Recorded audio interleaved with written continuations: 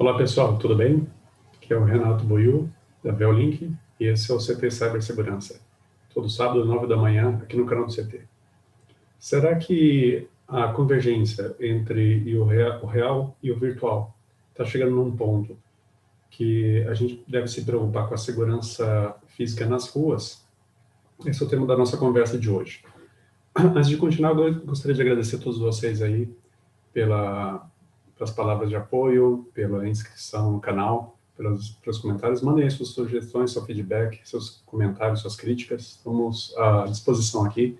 Se inscreva nos canais do CT, porque tem muita informação boa, muito tema legal. Os programas aí servem de uma aprendizagem muito grande para todos os profissionais da área. Então, voltando para o nosso tema, é um assunto recorrente aqui no nosso programa, a relação que existe entre o mundo virtual, cyber, e o mundo real. Então, frequentemente, a gente tem visto exemplos, notícias, em que algum sistema de controle, algum sistema automatizado, ele tem uma ação em um atuador, em uma chave, em um sensor, ou em uma fechadura eletromecânica, por exemplo. Ou seja, o mundo virtual ele pode afetar o mundo real. Só que, recentemente, teve uma notícia que eu achei bastante interessante, eu queria comentar com vocês aqui, de um caso que talvez leve para o extremo do que seria essa influência. Então, só para a gente tentar perceber para onde essa história está indo. Então, existe uma empresa americana chamada Boston Dynamics, que ela ganhou uma certa notoriedade porque ela publicou alguns vídeos dos robôs dela. Então, uma empresa de robótica, e ela cria robôs que têm umas características bastante interessantes. Alguns deles, eles têm características de hominídeo, então eles têm uma figura parecida, são antropomórficos, têm uma figura parecida com um ser humano. E aí eles criaram esse conjunto de robôs que realmente tem aplicações muito interessantes. E aí tem um robô que foi utilizado recentemente, que é o que eles... que tem uma aparência meio de cachorro. Então, ele lembra um tanto o cachorro. Os robôs da Boston Dynamics são inspirados em criaturas orgânicas, mas com adaptações para funcionar bem em determinados tipos de atuação. E o que acontece? Recentemente teve um caso em que um robô dessa empresa foi utilizado pela polícia de Nova York para verificar um caso de roubo.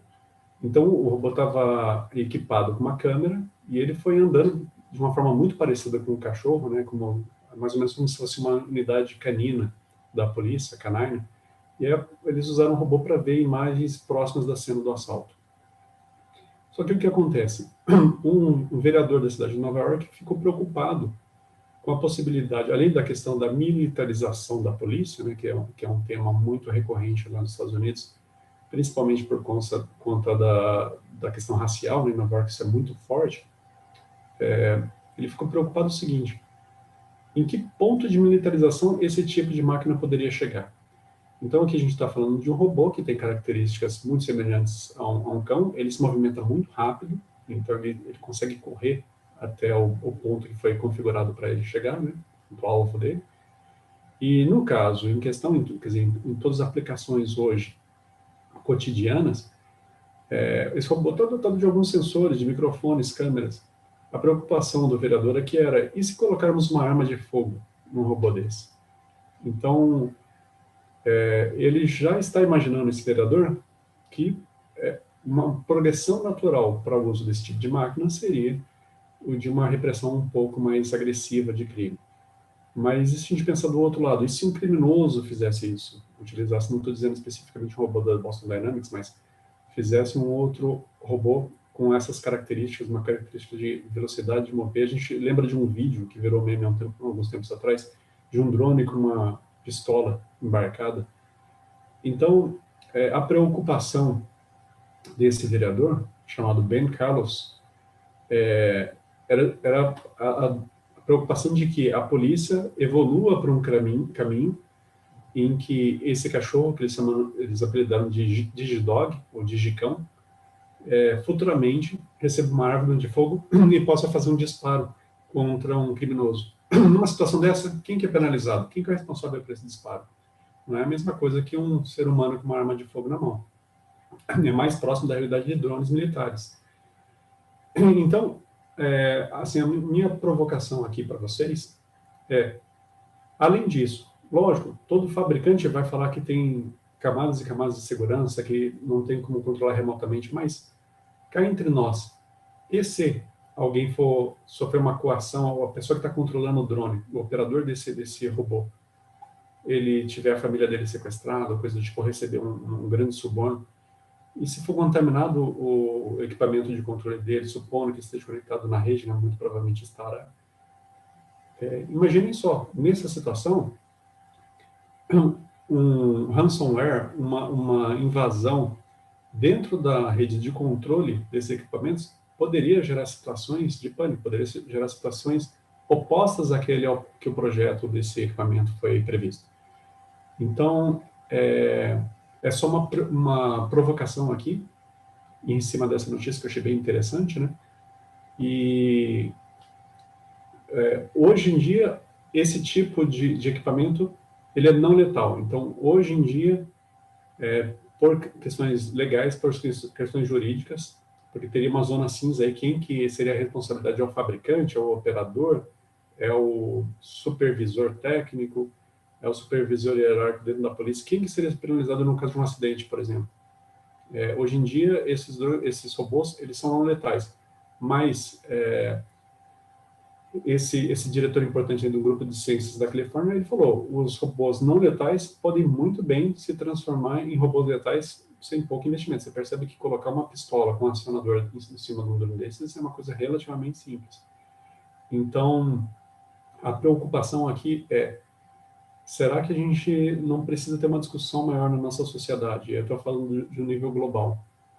Em até que ponto que é aceitável a gente utilizar máquinas em uma situação que eu não teria uma supervisão clara, explícita, visível de quem é que está operando aquilo, porque imagine que num incidente desses, o operador pode estar a quilômetros de distância.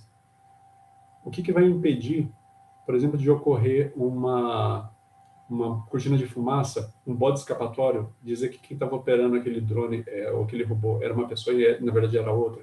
Então, são preocupações que estão começando a ficar cada vez mais patentes, né, nesse nosso mundo interconectado, e que do ponto de vista da cibersegurança a gente tem que se preocupar. Então, é um exemplo claro, real, de que uma ação que ocorreria no mundo no mundo virtual, no mundo do software, poderia estar afetando de uma forma crítica, de uma forma terrível, até mesmo fatal, o mundo físico. Eu achei interessante essa história porque ela também liga os dois mundos da segurança. Estou falando da segurança de proteção civil, policial, e do mundo da cibersegurança. Então é uma notícia que eu achei interessante. Vou deixar para vocês aí no link do vídeo. Deem uma olhadinha lá, está em inglês, mas dá para entender, tem alguns vídeos interessantes no site do fabricante. De novo, não estou falando nada desse fabricante específico, não, tá? Só estou dizendo que isso é uma tendência que vai se tornar realidade. A gente vai ter, seria bom que a gente tivesse discussões sobre esse tema, até onde deve ir a segurança de robôs, drones, etc., no nosso cotidiano, antes que a gente fosse tomado de surpresa por decisões que outros vão tomar por nós.